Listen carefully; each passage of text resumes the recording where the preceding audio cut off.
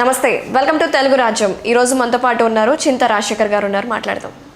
Hello sir, నమస్తే. నమస్తే sir, 2024 elections తర్వాత వైసీపీ ఓటమి కారణం ఆ రోజు మీరు చెప్పారు సార్, అప్పుడు ఏంటో. మళ్ళీ ఆ తర్వాత ఇప్పుడు బొత్స సత్యనారాయణ గారు మాట్లాడడం, ఈవీఎం మార్చడం వల్లే మేము ఓడిపోయాము అనే మాటలు మళ్ళీ ఇప్పుడు ఎందుకు మాట్లాడుతున్నారు? ఒకసారి దాని గురించి మాట్లాడండి మీరు. అంటే 2024 ఎన్నికల ఫలితాల ఎమ్మటే మొట్టమొదటిగా ఈ ఈవీఎంల ట్యాంపరింగ్ వల్ల జగన్మోహన్ రెడ్డి ఓడిపోయాడని మాట్లాడింది నేనే. అప్పుడే చెప్పారు మీరు? అప్పుడే చెప్పాను. ఈ రోజున పరకాల ప్రభాకర్ గారు మాట్లాడుతున్నారు, ఉండవల్లి అరుణ్ కుమార్ గారు మాట్లాడుతున్నారు, బొత్స సత్యనారాయణ గారు మాట్లాడుతున్నారు. ఎన్నికల ఫలితాలు వచ్చిన 5వ రోజున నేను జగన్మోహన్ రెడ్డి గారిని కలవటం జరిగింది. ఆయన చాలామంది బిజీగా ఉంటే నేను పక్కనే ఉన్న వైసీపీ కార్యాలయంలో ఉన్న సజ్జల రామకృష్ణారెడ్డి గారికి వివరించడం జరిగింది. మనం ఈవీఎం ట్యాంపరింగ్ వల్ల ఓడిపోయాము, మనము ఈ ఎన్నికలను ఛాలెంజ్ చేయాలి. ఈ ఈవీఎం సుప్రీంకోర్టు ఏం చేసిందంటే ఎన్నికల సంఘానికి ఒక ఆదేశం ఇచ్చింది. ఈవీఎంలో ఎవరికైనా అనుమానాలు ఉంటే ఆ అనుమానాలు ఎలా నివృత్తి చేసుకోవాలి, ఈవీఎంలు ఎలా పరీక్ష చేయాలి అని ఒక గైడ్లైన్స్ ఇచ్చింది, స్టాండర్డ్ ఆపరేషన్ ప్రొసీజర్ ఇచ్చింది.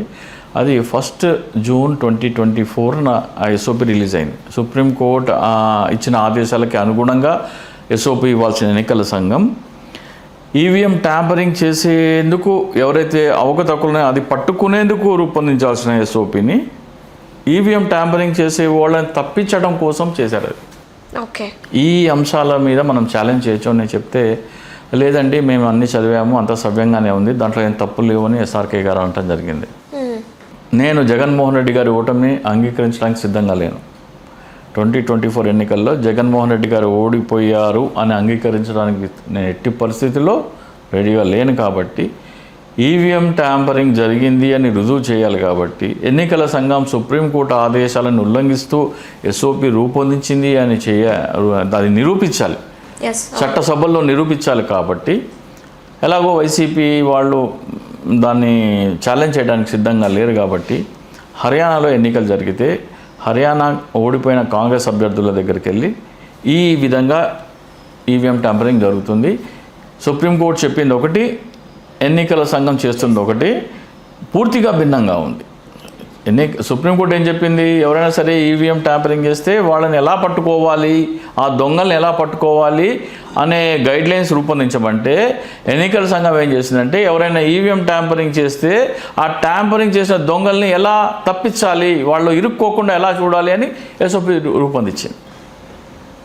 అప్పుడు హర్యానాకి చెందిన కరణ్ సింగ్ దలాల్, సర్వమిత్ర అనే 2 అభ్యర్థులు సుప్రీంకోర్టులో పిటిషన్ వేశారు. సుప్రీంకోర్టులో పిటిషన్ వేసిన అది జరుగుతున్న తరుణంలోనే మహారాష్ట్ర ఎన్నికలు జరిగినాయి.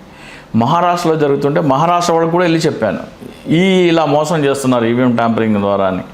దాంట్లో గోపాల్ దాస్ అగర్వాల్ అని చెప్పి ఒక అభ్యర్థి, ఆయన కూడా సుప్రీంకోర్టుకి వెళ్ళారు. మీరు ఏ పాయింట్స్ రేజ్ చేయాలి అని చెప్పేసి వాళ్ళందరికీ నేను వివరిస్తే 9 అబ్జెక్షన్స్ రేజ్ చేస్తే సుప్రీంకోర్టు ఏం చేసింది, మీరు 9 రేజ్ చేసిన అబ్జెక్షన్స్ తప్పులు, మా పొరపాట్లు కరెక్టే, అవన్నీ సరిదిద్ది కొత్త స్టాండర్డ్ ఆపరేషన్ ప్రొసీజర్ మేము ఇస్తాము అని చెప్పేసి ఆ 3 అభ్యర్థులని నమ్మించింది. ఆ కొత్త ఎస్ఓపీస్ ఏంటి? 16/2024 ఒక ఎస్ఓపిని రద్దు చేస్తూ 17/6/2025 ఇంకో ఎస్ఓపి ఇచ్చింది ఎన్నికల సంఘం. ఈ 9 అభ్యంతరాలు సవరించకుండా దాంట్లో కొన్ని 4 మాత్రమే సవరించి 5 యథాతథంగా ఉంచి మళ్ళీ ఇచ్చింది. ఓకే, కొత్త ఎస్ఓపి ఇస్తున్నారంటే వీళ్ళందరూ ఏమనుకున్నారు, అవన్నీ సరి చేస్తున్నారు అనుకున్నారు, నమ్మారు. కానీ ఎన్నికల సంఘం కుట్రపూరితంగా ఏం చేసిందంటే, దాంట్లో అతిపెద్ద కుట్ర ఏంటంటే, సుప్రీంకోర్టు ఏం చెప్పిందంటే మైక్రో కంట్రోలర్ల పరీక్ష చేయమని చెప్పింది.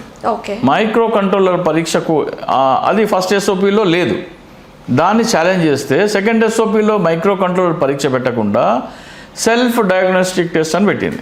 ఓకే, మైక్రో కంట్రోలర్ పరీక్ష ఏంటంటే నువ్వు ఎవరికి బటన్ నొక్కావో వాళ్ళకే ఓటు వెళ్తుందా లేదా చెక్ చేయమనే టెస్ట్. అది పెట్టకుండా సెల్ఫ్ డయాగ్నోస్టిక్ టెస్ట్ అంటే ఈవీఎంలో 3 పార్ట్స్ ఉంటాయి, control unit, ballot unit, VVPAT. ఈ 3కి కనెక్షన్లు ఇస్తారు. 3 కనెక్షన్లు సవ్యంగా కనెక్ట్ అయినాయి అని చేసేది సెల్ఫ్ డయాగ్నోస్టిక్ టెస్ట్. అంటే నువ్వు ఎవరికి ఓటు వేస్తే వాళ్ళకే పడుతుందా లేదా అనేది చెక్ చేయమని సుప్రీంకోర్టు చెప్తే ఆ టెస్ట్ చేయకుండా 3 విషయాల వైరింగ్ సరిగ్గా ఉందా లేదా అని టెస్ట్ చేస్తామని చెప్పి అది పెట్టింది ఎస్ఓపిలో. ఏది సవరించిన ఎస్ఓపిలో. అంటే ఎన్నికల సంఘం ఎంత కుట్ర చేస్తుందో దీన్ని బట్టి అర్థమవుతుంది. సో నేను ఏం చేశానంటే ఇంకా చెప్తే కూడా ఎవరికి అర్థం కావట్లేదని నేను అలా దాన్ని ఏం చేయాలో నాకు తెలుసు. ఈ రోజున పర్వకాల ప్రభాకర్ గారు మాట్లాడుతున్నారు, బొత్స సత్యనారాయణ గారు మాట్లాడుతున్నారు, జరిగిన దాని గురించి మాట్లాడుతున్నారు. అలా మేము ఓడిపోయామేమో, ఇలా లేదా ఇలా ఓడిపోయామో అని మాట్లాడుతున్నారు. కానీ ఇంకోసారి అలా జరగకుండా ఏం చేయాలి ఎవరు మాట్లాడలేదు. అది ఓన్లీ చింతా రాజశేఖర్ మాట్లాడుతున్నాడు. అదే ఆల్రెడీ నేను ఛాలెంజ్ చేసిన 9 పాయింట్లు కనుక ఎన్నికల సంఘం సవరించి ఉంటే ఎన్నికల సంఘం ఈవీఎంలో ట్యాంపరింగ్ జరగదు. దాంట్లో 4 మాత్రమే సవరించి మిగతా 5 యథాతథంగా ఉంచిందంటే ట్యాంపరింగ్ చేస్తున్నారని అది క్లియర్గా అర్థమవుతుంది. ఈ 5ని కూడా ఛాలెంజ్ చేయాలి. సో నేను ఇప్పుడు నా దగ్గర ఈ 5 కూడా ఛాలెంజ్ చేస్తే ఎన్నికల సంఘం ఏమంటుందంటే, బాబు మీ ఈవీఎంలు వద్దు ఏమొద్దు, బ్యాలెట్ పేపర్ ఎన్నికలు చేసుకుంటూ అంటుంది. అందుకనే నేను ఉత్తరప్రదేశ్ ఎన్నికలు ఉన్నాయి, ఉత్తరప్రదేశ్ ఎన్నికల్లో సమాజ్వాదీ పార్టీ వాళ్ళకి సమాచారం చెప్పాను. మీకు బ్యాలెట్ పేపర్ ఎన్నికలు కావాలంటే దానికి పరిష్కారం నా దగ్గర ఉంది. ఎవడో ఎల్లయ్య పుల్లయ్య ఇట్లా మాతో చెప్తూ ఉంటారు, చాలామంది చెప్తూ ఉంటారంటే నేను ఎల్లయ్య పుల్లయ్యని కాదు. 1420/24 ఎన్నికల సంఘం ఇచ్చిన ఎస్ఓపిని రద్దు చేయించి 76/2024 ఇంకో ఎస్ఓపి జారీ చేయించాను. అంటే 2024లో ఇచ్చిన ఎస్ఓపి రద్దు చేసిందంటే ఏంటి, దాంట్లో తప్పులు ఉన్నట్టయ్యాను కదా. ఆ తప్పులు ఉన్నాయని చెప్పింది ఎవరు? చింతా రాజశేఖర్.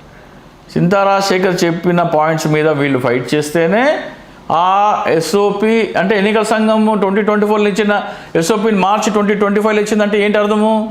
మేము 2024లో తప్పు చేశామని ఎన్నికల సంఘం సుప్రీంకోర్టులో ఒప్పుకుంది. 2025లో కూడా తప్పు చేసింది. అది ఛాలెంజ్ చేస్తే మీకు బ్యాలెట్ పేపర్లో ఎన్నికలు వస్తాయి. ఎవరికైనా బ్యాలెట్ పేపర్ ఎన్నికలు కావాలంటే చింతా రాజశేఖర్ని సంప్రదించండి. ఇప్పుడు పరకాల ప్రభాకర్ గారు కానీ, ఉండవల్లి అరుణ్ కుమార్ గారు కానీ, బొత్స సత్యనారాయణ గారు ఏమంటున్నారు? మేము ఇలా ఓడిపోయాము అంటున్నారు. అదే ఇన్ని రోజుల తర్వాత ఇప్పుడు అంటున్నారు. నేను అప్పుడు 2024లోనే చెప్పాను ఈ సంగతి. ఇలా ఓడిపోయారని సంగతి ఇలా చెప్పి నేనేం ఖాళీగా కూర్చోాలా. ఇప్పుడు నేను వెళ్ళి సుప్రీంకోర్టులో ఫైట్ చేయడానికి లేదు, ఎందుకంటే నేను ఎలక్షన్లో పోటీ చేయలేదు. అది ఎవరు ఛాలెంజ్ చేయగలరు? పోటీ చేసిన అభ్యర్థులే ఛాలెంజ్ చేయగలరు. సో నేను పోటీ చేసిన అభ్యర్థుల దగ్గరికి వెళ్ళి నువ్వు ఇది ఛాలెంజ్ చెయ్యి అని చెప్పాను. సో హర్యానాలోంచి సర్వమిత్ర కరణ్ సింగ్ దలాల్, మహారాష్ట్ర నుంచి గోపాల్ దాస్ అగర్వాల్ వీళ్ళు ఛాలెంజ్ చేశారు. వీళ్ళు ఛాలెంజ్ చేస్తే ఏమంది, నిజమే మీరు చెప్పిన తప్పులు మేము చేశాము, మేము సవరించిన ఎస్ఓపి ఇస్తాము అని చెప్పి సవరించిన ఎస్ఓపి ఇదిగో అని చెప్పింది. వాళ్ళకేమో సవరించిన ఎస్ఓపిలో అన్నీ సవరించారా లేదా అని వెరిఫై చేసుకోవాలని వాళ్ళకి తెలియదు. ఓకే అన్నారు. ఓకే అనగా సవరించిన ఎస్ఓపి ఇచ్చేశారు. ఇక పైన జరిగే ఎన్నికలకి సవరించిన ఎస్ఓపిని ఇచ్చారు. కానీ దాంట్లో కూడా లొసుగులు పెట్టింది ఎన్నికల సంఘం. ఆ లొసుగులు ఏంటో చింతా రాజశేఖర్కే తెలుసు. ఇంకా సెకండ్ మెయిన్ థింగ్ ఏంటంటే, మీరు అర్ధరాత్రి 3 గంటల వరకు ఓటింగ్ వేశారు. పరకాల ప్రభాకర్ గారు మాట్లాడుతున్నారు, అరే బాబు పోయినసారి ఎన్నికల్లో మోసం చేశారు, ఇక పైన దాన్ని ఎలా ఆపుతావు? ఏమైనా పరిష్కారం ఉందా?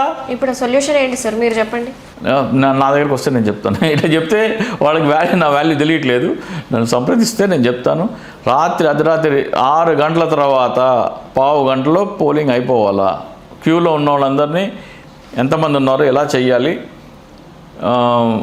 ఓటింగ్ పర్సంటేజ్ మ్యానిపులేట్ చేయకుండా ఉండాలంటే ఏం చేయాలి అని దానికి పరిష్కారం కావాలన్నా, మీకు బ్యాలెట్ పేపర్ ఎన్నికల పరిష్కారం కన్నా చేసుకోండి. మీకు బ్యాలెట్ పేపర్ ఎన్నికలు కావాలన్నా, ఓటింగ్ పర్సంటేజ్ మ్యానిపులేషన్ ఆపాలన్నా సరే చింతా రాజశేఖర్ని సంప్రదించండి. Okay sir, thank you sir. నమస్తే. హలో, తెలుగు రాజ్యం ఛానల్ చూస్తున్నారా? సామాజిక రాజకీయ జీవన చిత్రణే తెలుగు రాజ్యం. అతిశయోక్తులు అసత్యాలు ఉండవు. రాజకీయ కోణం కాదు, ప్రజా కోణమే కొలబద్ద. తెలుగు రాజ్యం వీక్షణ మీ ఉత్తమ అభిరుచికి నిదర్శనం.